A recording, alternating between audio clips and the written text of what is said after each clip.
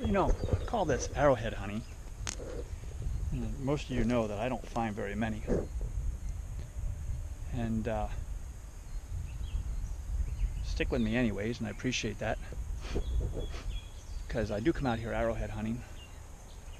And I just find lots of other interesting things as I go about my journey. And I live in an area where there's lots of Ice Age artifacts. And I try to be careful. And I don't let people know where I go for the most part. I hide it from a lot of people.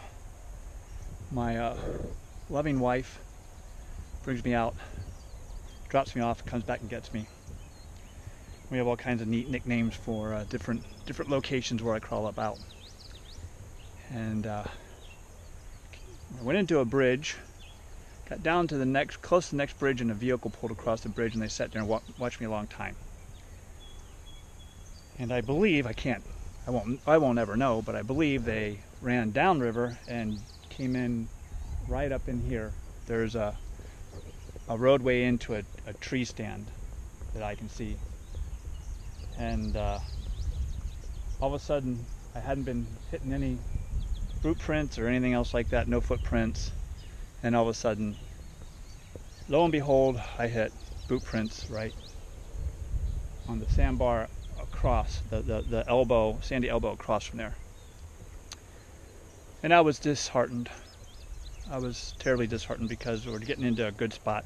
Right up around the corner here is where I found a mammoth tooth and an Ice Age beaver tooth.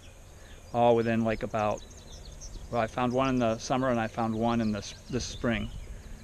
And they were within probably about 10 feet of each other when it was all said and done. So I was walking across footprints, chagrined, very chagrined, but decided I'd stay at it. And I've walked where this guy's walking, and I'm trying to walk where he walked because people can miss stuff, but I'm also trying to watch in areas where he didn't. And he walked by one.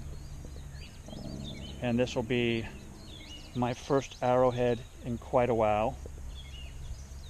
And I'm happy with it. I can see it.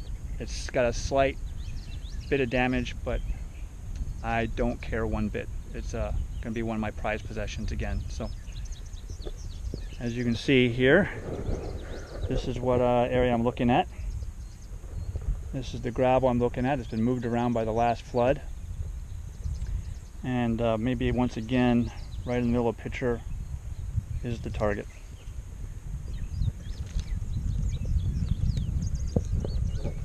So it's right here.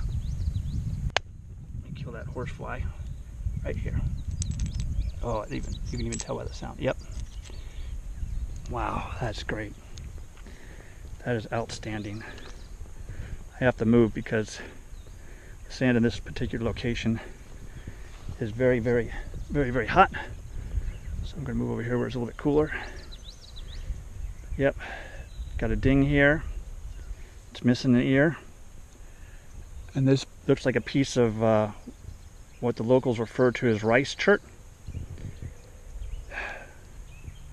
But I am tickled pink. I don't care. I don't find very many. I'm constantly looking, but I don't find them. And on top of that, if you go over here, you see the boot print right here. Here's the boot print.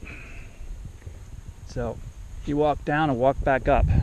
He just did not walk up over past my bag there in that area. So once again, I am so tickled. So many miles, 134 I think miles that I figured out until I find one. So I'm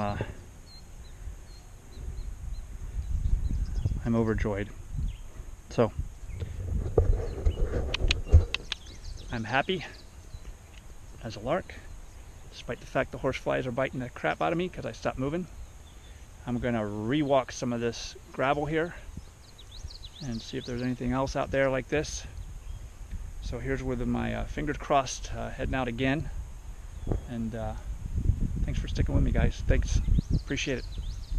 Scouts out.